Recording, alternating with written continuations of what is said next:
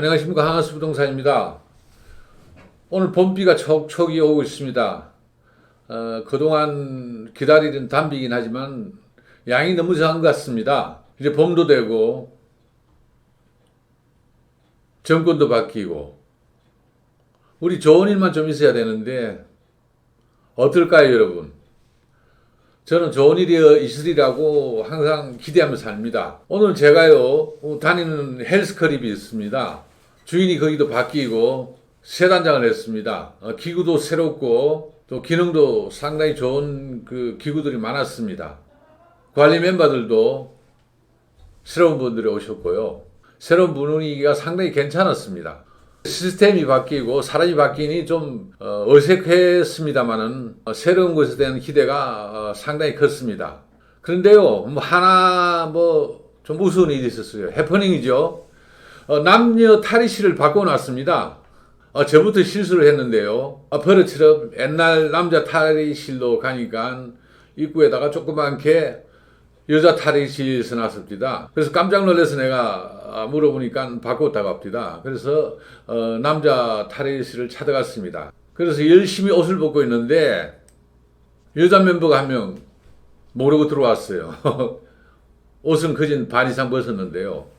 저도 놀래고 있는데 여성분이 나를 쳐다보더니 깜짝 놀라고 도망쳐 갔습니다. 실수겠죠. 그렇지만 입구에다가 처음에는 좀 크게 알림 표시를 해놨으면은 그런 실수는 없을 수 있을 것 아닌가 그런 생각이 들었습니다. 그래도 세상 살면서 그런 실수할 수 있는 거 아니에요? 그런 실수 없이 살면 재미가 없는 삶이 되겠죠. 이제 우리 정부도 새로운 정부가 들어섰으니 여러 가지로 변하는 게 참 많고 여러분들 기대가 크리라 생각합니다. 저도 기대가 큽니다. 좀 행복하고 즐거운 그런 나라가 됐으면 합니다. 그러면 그동안은 즐겁지 않았냐 이렇게 저한테 물으면은 즐거운 사람도 있었겠죠. 그렇지만 정권이 바뀌었다는 것은 즐겁지 않은 사람이 더 많았다는 그런 증거 같아요. 각설하고 여러 가지 헛소리 해봐야 필요가 없습니다. 우리는 제가 TV 명칭이 한하스 부동산이니까 부동산에 대해서 얘기를 해야 되겠죠, 그죠? 새 정부 들어서 바뀔 게 많이 있습니다. 근데 바뀔지 안 바뀔지 모르겠어요. 지금 전국이 여소야대니까요. 법으로 해결해야 될 것들이 참 많아요.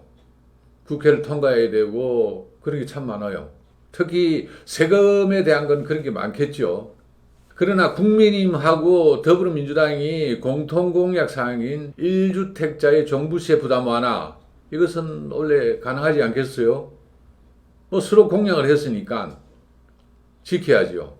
1주택자 현 종부세 세율이요 0.6%에서 3%까지입니다. 그런데 차기 정부는 이걸 0.5%에서 2%로 현 정부가 있기 전에 어떤 세율로 적용하려고 하고 있습니다. 그거는 약속한 건 해야 안 되겠습니까? 그리고요, 주택을 갖다가 세부담을 갖다 이연시키는 제도. 1주택자가 주택을 팔면은, 그리고 상속할 때까지 종부세를 갖다 이연해주는 제도가 있습니다. 그것도 가능성이 있다고 봐야죠. 그리고 작년보다 세부담을 과다하게 높게 책정하지 않는 거. 그러니까 작년에 세금이 100원이었다면요, 올해는 130%를 넘지 못한다 이런 제도가 있습니다. 세부담을 갖다 상한을 갖다가 더 낮추는 그런 것입니다. 그런 걸 갖다가 한식으로 배제해주고 그리고 또 양도세, 취득세 여러 가지를 갖다가 한식으로 아주 1가구 2주택자들에게 한식으로 유예시켜주는 제도 이런 것도 우리가 기대해 볼 만하죠. 그리고 차기 정부는요.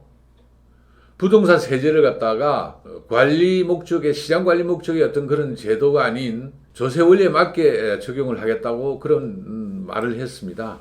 그러면 세제 개편을 해야 되는데 쉽지가 않죠. 여소야다니까 야당에서 협조를 하지 않으면은 할 수가 없어요. 그러면 차기 대통령이 고도의 정치력을 발휘하든지 아니면은 국민에게 호소하는 방법밖에 없습니다. 국민에 호소를 해서 거대한 야당을 갖다가 협조하게 만드는 그런 방법밖에 없겠죠. 그런데 국회의원들요, 선거가 있기 전에는요, 선거 목 밑에서는요, 모든 걸 다 해줄 것 같이 그렇게 말씀을 합니다. 뭐 주권을 가진 국민을 하늘같이 모시고 많은 것을 다 내줄 듯이 합니다. 그런데 선거가 아직 좀 남았다. 국회의원 선거 아직 많이 남았지 않습니까? 그게 좀 힘들겠죠. 새로운 정부에도 좀 이겨야 되겠고 자기 존재 가치를 좀 올려야 되겠고 그렇지만 다 사람이 하는 일이기 때문에 협조를 안 할 수가 없습니다. 자기들도 너무 협조 안 하다가 다음 선거 때 꼭 당선된다는 보장이 없지요. 오는 22일 날요. 공동주택 공시가격을 갖다가 발표합니다. 지난해 공동주택 공시가격이 19%가 올랐어요. 근데 올려도 한 20% 안팎으로 오를 예정인데요. 이게 걱정입니다. 공시가격을 올려버리면 세금도 오르고 세금에 죽어나는 거예요. 정부는 그래서 공동주택 공시가격을 갖다가 발표한 것 동시에 그 완화 방안을 갖다가 같이 발표할 예정이라고 합니다. 차기 정부도요, 또 공정시장 가격을 갖다가 낮추는 방향을 공약으로 제시했습니다. 그거는 시행령을 조정하면 되거든요. 재산세, 종부세가 보면요, 40%에서 80%, 종부세는 60에서 100%인 공정시장 가격을 갖다가요, 최저 수준인 40% 그리고 60% 적용을 하면은 세 부담을 줄일 수가 있습니다.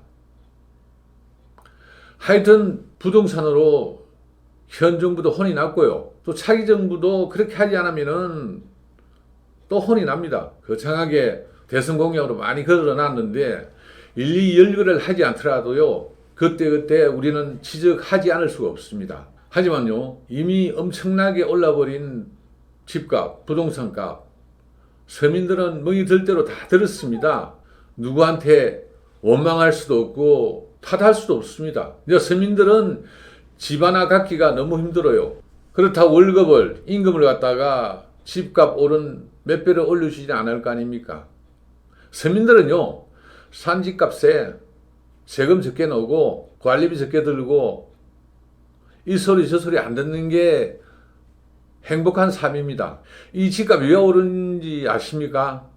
저는 판단하기를요, 그 옛날 서울시장 박원순 시장께서 자기는 통목 정책을 하지 않는다. 보수 정부가 하는 정책을 쓰지 않겠다. 이래갖고 주택 보급률이 100% 안 되는 서울을 갖다가 재건축 재개발을 다 묶어놨습니다. 그리고 한강뷰 높이 제한, 뭐 매칭 이상 짓지 마라. 그건 있는 사람들의 장난입니다.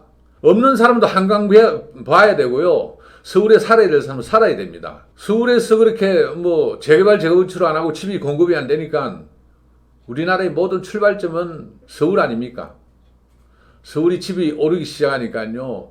전국이 다 들썩됐습니다. 결국은 우리 지방민, 서민들이 피해를 본 거죠. 서울 평균 집값이요. 뭐 12억. 그 상위 30% 집값은 20억이 넘는답니다. 이제 뭐 고도 완화를 제한시킨다, 용적률을 높인다, 한강 뷰를 갖다가 개방한다 이런 말씀을 하고요. 또 대통령 인수위원회를 갖다가 서울시 주택 담당자를 갖다가 파견을 시킨다, 협조를 하려고요. 뭐 늦어도 괜찮습니다. 잘못을 깨닫고 다시 시행하면은 될 수 있으니까요. 우리가 실수를 갖다가 할 수는 있지만 자꾸 반복하지는 말아야 돼요. 집값이 안정되고 서민이 편안하게 살 수 있고 만물가가 우리 월급도 올려달라 이런 떼거지를 안 쓸 수 있게 좀 정치를 좀 해줬으면 좋겠습니다. 새로운 대통령이신 윤석열 대통령님 부탁합니다. 당신이 말한 대로 상식이 좀 통하고 공정한 그런 사회가 됐으면 좋겠습니다. 처음에 누구든지 다 잘한다고 합니다. 모든 게 용두삼이고 말하고 행동이 하나 같지를 않았어요. 항상 서민들은 그렇게 속지요. 국민들은. 특히 서민들은요. 나는 오늘부터 열심히 지켜보겠습니다. 당신들이 하는 행동 하나하나를 갖다가요. 당신들이 잘못하면은 내가 힘없는 백성이지만요. 서민이지만요. 욕할 겁니다. 저 욕 잘해요. 뭐 내가 나이가 들어가지고 여러분들이 욕했다고 잡아가려고요. 뭐 잡혀가면 잡혀가지요. 약속 좀 지키고요. 초심 잃지 말고 우리나라 좀 대통령이 행복하고 좀 교도소 안 가고 교도소 말 안 나오는 그런 대통령이 좀 나왔으면 좋겠습니다. 부탁드리고요. 국민의 한 사람으로서 성공한 대통령이 나와갖고 훈장을 하나 아닌 한 10개 정도 받아갈 수 있는 그런 대통령이 나왔으면 좋겠습니다. 부탁드리겠습니다. 감사합니다.